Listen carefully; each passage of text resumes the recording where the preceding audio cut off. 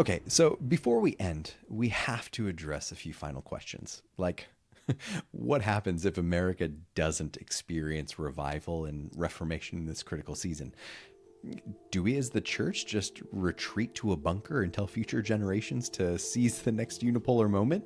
Yeah, we, of course, have to acknowledge that failure is always an option, especially when dealing with the free will of man. But failure to fulfill the first part of the Great Commission during the Pax Americana certainly doesn't mean the church has no role to play in the upcoming multipolar and bipolar seasons. In fact, we know from previous such seasons that her role is absolutely essential. Yeah. And for that, we have to look at the over 7-century long multipolar and bipolar period after the collapse of the Pax Romana, often referred to as the Dark Ages.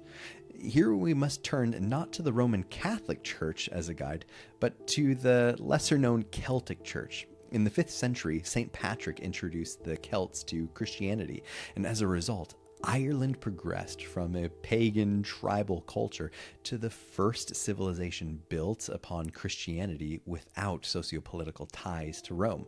So when Rome collapsed, the Celts, they got busy. Yeah, they established monasteries across the region, pursuing education and higher learning, which then developed into institutions producing literate students from all over.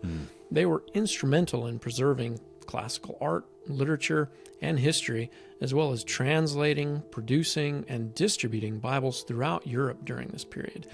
They developed missional communities and actually re-evangelized the entire continent of Europe, not once, but twice. Wow. So the two names we should mention here are Thomas Cahill, who wrote How the Irish Saved Civilization, and George G. Hunter, who wrote The Celtic Way of Evangelism. The Celts should definitely be the case study for the church in this upcoming multipolar and bipolar season, and the missions model to replicate in general.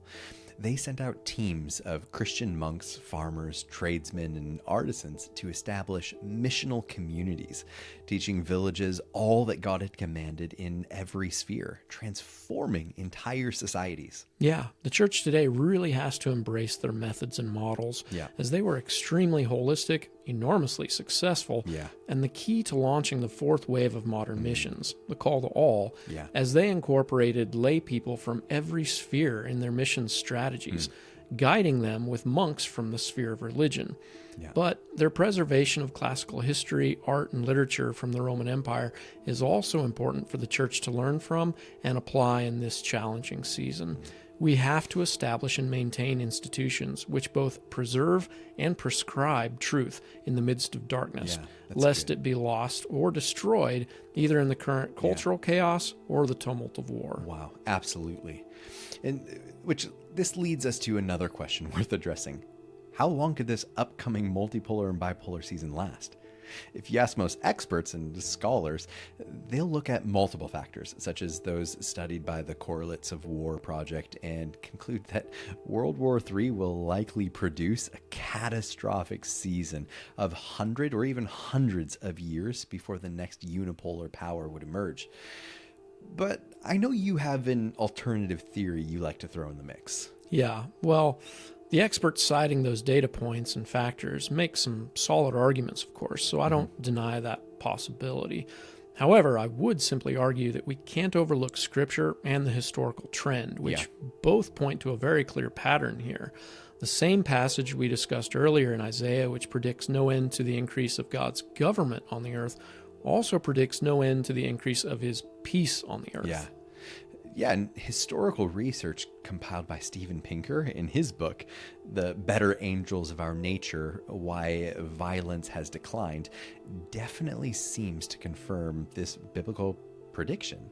Using data by Max Roser, Pinker shows how the time spent in war between great powers has been in steady decline over the course of history. Now, what factors are driving this trend may be debated, but the effect is clear. As time progresses, seasons of war have become more intense but shorter in their duration, thus allowing more time of relative peace. World War II was certainly the most intense and deadly conflict the world has ever seen, but it only lasted 6 years. Compare that to many of the wars between great powers in history, which lasted centuries, and you begin to get an idea of the surprising trend here. Yeah, this trend also seems to confirm or conform to an analogy used 4 times in the New Testament, in Mark 13:8, John 16:21, Romans 8:22, and 1 Thessalonians 5:3. There, Jesus and Paul use the analogy of a woman in labor regarding the times and epochs, specifically the period of the last days, which began at Christ's first coming and ended his second. What's interesting about this analogy is that a woman's labor starts slow and mild, but the contractions escalate in both intensity and frequency leading up to the birth. This escalating and accelerating pattern is exactly what we see in the geopolitical cycle and spiritual history over the last 2,000 years.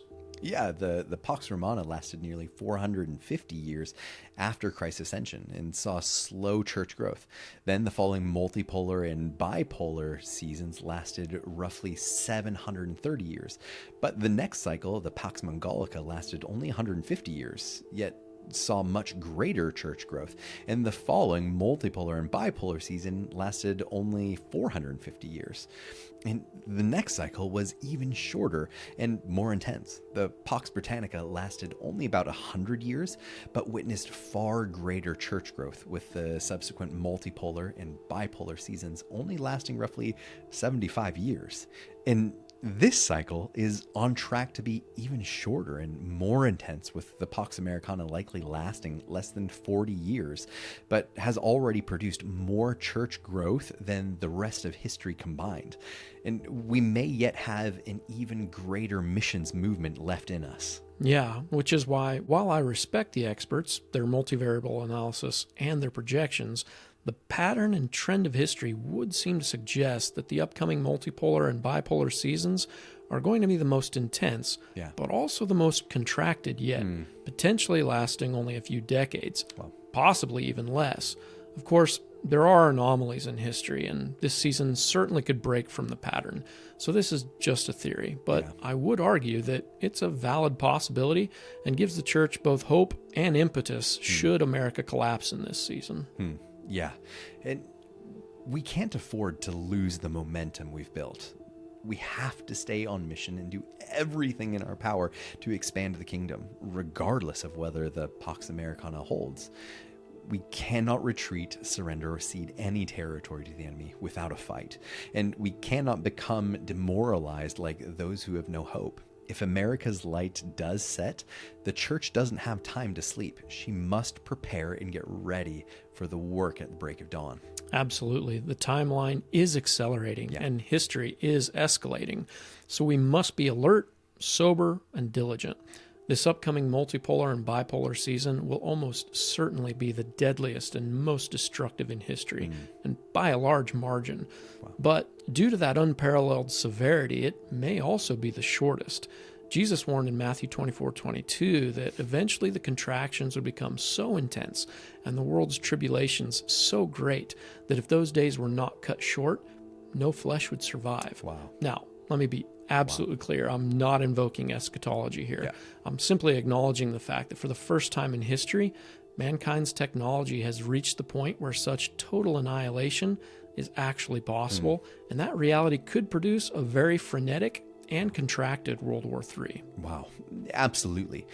Jesus clearly stated that the gospel must first be preached to every nation before the end would come.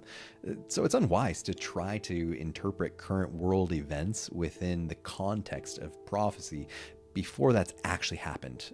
But we're certainly in an unprecedented moment in time, and that reality could cause a sovereign and loving God to intervene in the course of human history. But if not, we still have a job to do. So let's get it done. And for our sakes, as well as the lost, sooner rather than later. Hey, I'm Josh. And I'm Joshua. Thanks for watching, and we hope this episode helps keep faith and hope alive regardless of what the future holds. And let's embrace the Celtic way and brave the coming storm, equipping all the saints for the work of the ministry.